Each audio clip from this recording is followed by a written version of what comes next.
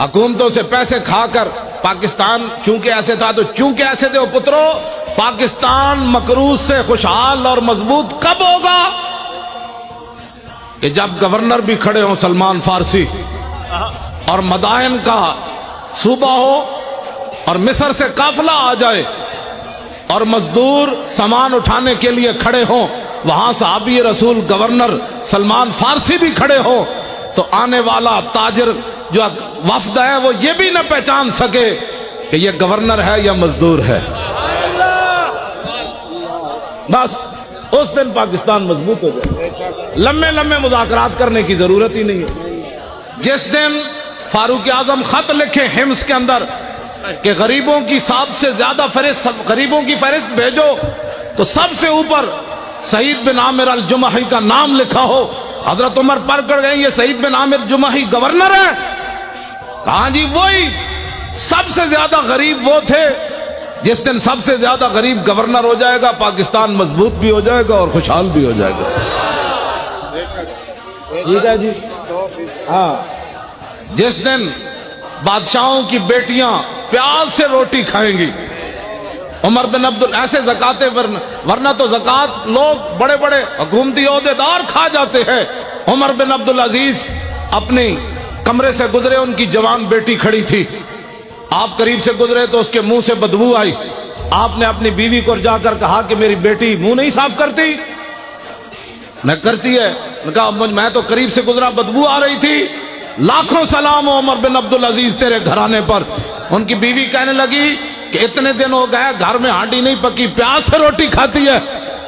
اس لیے بادشاہ کی بیٹیاں جب پیاز سے روٹی کھائیں گی نا، پھر 8 صوبوں سے زکات واپس آ جائے گی۔ ہر گورنر لکھ دے گا یہاں زکات لینے والا ہی کوئی۔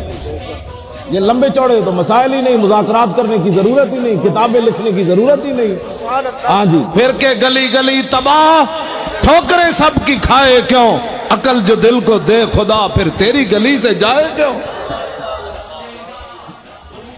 جب 36 لاکھ مربع میل کا حکمران ہو اور 36 پیوند لگے ہوئے ہو نا کرتے کو، تو اس دن پھر دریا کے کنارے بھی بکری کا بچہ پیاسا نہیں مرے گا۔ مولانا بڑی آسان سی بات ہے، نظام مصطفیٰ تو بات ہی اور ہے، باتیں کرتے ہو تم۔ دین تو ایک دن عمر بن عبدالعزیز جب مسجد سے گھر گئے تھے تو آدھا دین نافذ ہو چکا تھا۔